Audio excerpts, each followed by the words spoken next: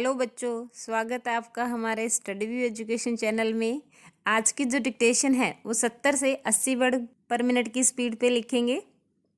तो dictation start होगी 3 second बाद। रेडी,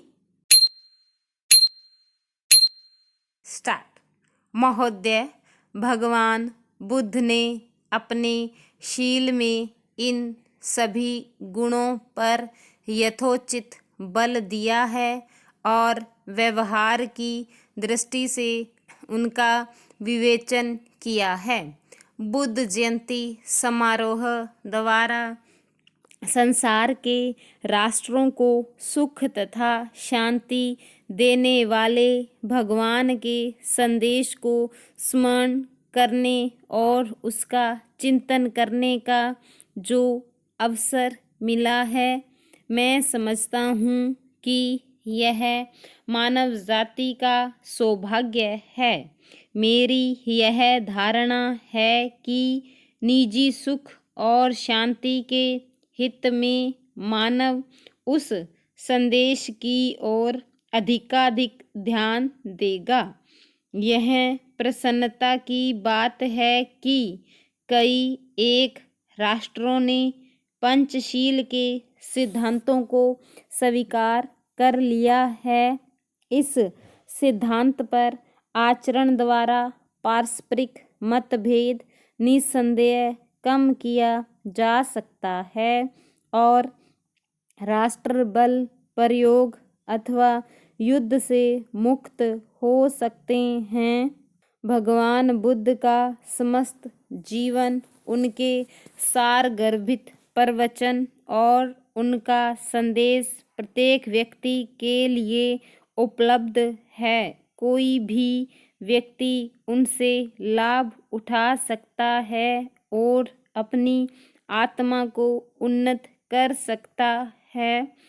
हमारे देश में जहाँ भगवान ने निर्वाण प्राप्त किया और प्रथम उपदेश दिया, महात्मा बुद्ध का जनता के हृदयों में ऊंचे से ऊंचा स्थान है।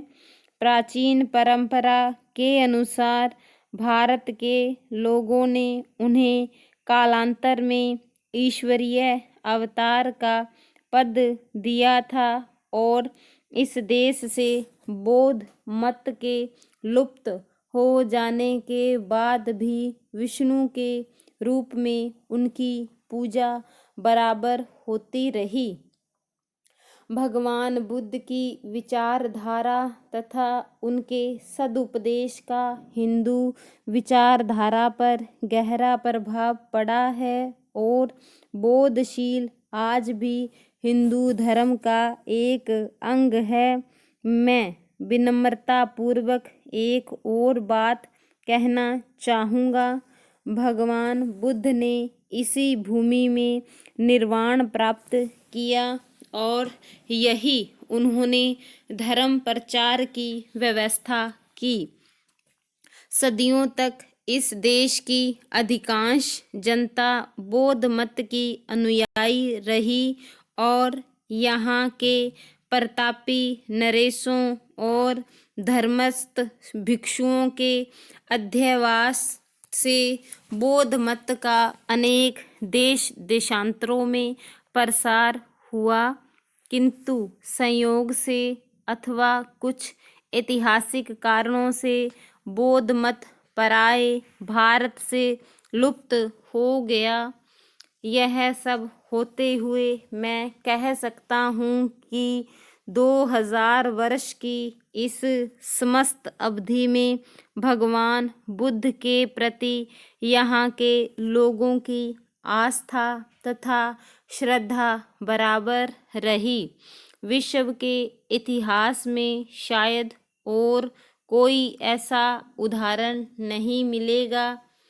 मुझे कोई भी दूसरा देश ऐसा दिखाई नहीं देता जहाँ कोई अवतार हुआ हो और समस्त जनता कुछ समय तक उसकी अनुयायी रहकर किसी अन्य मत को अपना चुकी हो, परंतु फिर भी उस देश में उस अवतार का वही आदर और उसके प्रति वही आस्था की भावना बनी रही हो जैसी भारत में भगवान बुद्ध के प्रति हजारों वर्षों से रही है।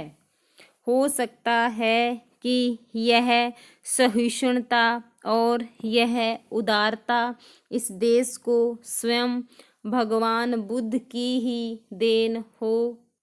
इस समय मानव एक संध्याकालीन समय से होकर गुजर रहा है। भौतिक विज्ञान एक पराकाष्ठा तक पहुंच चुका है।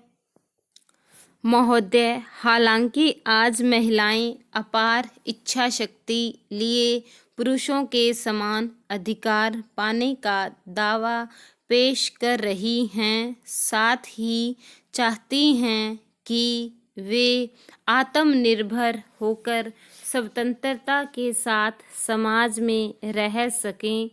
इसके बावजूद ऐसी असंख्य महिलाएं भी हैं जो मात्र औरत होने की वजह से अभिशप्त हैं। कहीं कम अधिकार पाना उनकी मूल समस्या है तो कहीं काम करने का अधिकार प्राप्त करना उनकी आवश्यकता। इस प्रकार भिन्न भिन्न स्थानों पर महिलाओं का मान व स्थान भिन्न भिन्न रहा है। उसके उदाहरण सर्वत्र बिखरे हुए हैं। सुखद स्थिति यह है कि आज महिलाएं भी ऊंचे ऊंचे पदों पर कार्यरत हैं। आज वे मात्र खाना पकाने वाली सेविका नहीं हैं, बल्कि सर्वसंपन्न गृह स्वामिनी भी हैं। उन्हें शिक्षा ग्रहण करने, मत देने तथा बोलने का पूरा अधिकार है। वे अपरिचितों से बातें कर सकती हैं, सभाओं में बोल सकती हैं, निर्वाचन में भाग ले सकती हैं। अब वे बंदी नहीं हैं, स्वच्छंद विचरण करने वाली आज़ाद भारत की आज़ाद नारी हैं।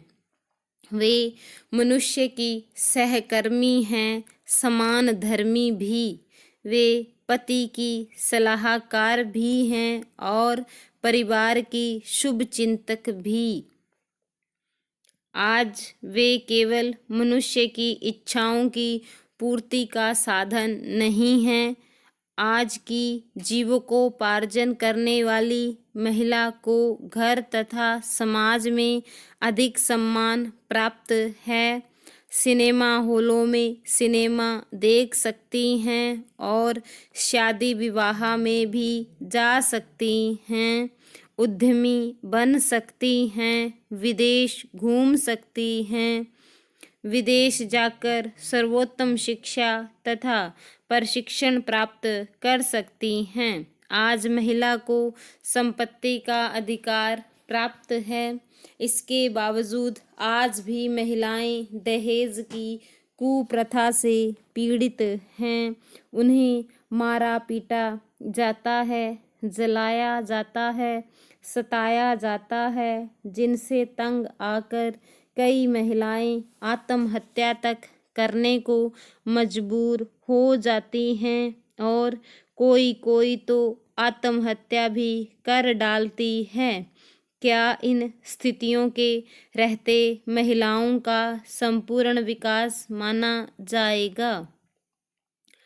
वर्तमान में जिस रफ्तार से हमारे देश में श्रमिक महिलाओं का शोषण जारी है, उस हिसाब से अनेक मामले आयोग के सामने आने चाहिए, लेकिन नहीं आ पाए। इसका मतलब यह नहीं है कि हमारे देश में श्रमिक महिलाओं की स्थिति बेहतर है या उनकी कोई समस्याएं नहीं हैं, न ही उनका कोई शोषण हो रहा है, बल्कि यह स्थिति शांत समुद्र की तह में घुमड़ते तूफान के आने का द्योतक है। वर्ष 1986 के समान पारिश्रमिक अधिनियम के अनुसार तो महिला तथा पुरुषों को समान कार्य के लिए समान वेतन प्राप्त करने का अधिकार है। वर्तमान में न्यूनतम मजदूरी पारिश्रमिक अधिनियम के अनुसार श्रमिक को 31 रुपये दिए जाने का प्रावधान है, लेकिन घरों तथा लघु उद्योगों में दिहाड़ी पर एवं बाजार में काम कर रही महिलाओं को इससे बहुत कम मजदूरी दी जाती है। स्टॉप। तो students, Rajasthan high court stenographer जो जूनियर असिस्टेंट की जो वैकेंसी आई है और जो फुलफिल होने वाली है स्टेनोग्राफर के थ्रू, तो अपन उसी की प्रिपरेशन कर रहे हैं और ऐसे ही पूरे एग्ज़ाम की प्रिपरेशन है जो हम हमारे चैनल पर करवा रहे हैं। तो आप हमारे स्टडी व्यू एजुकेशन चैनल को सब्सक्राइब ज़रूर कर लें। Thank you.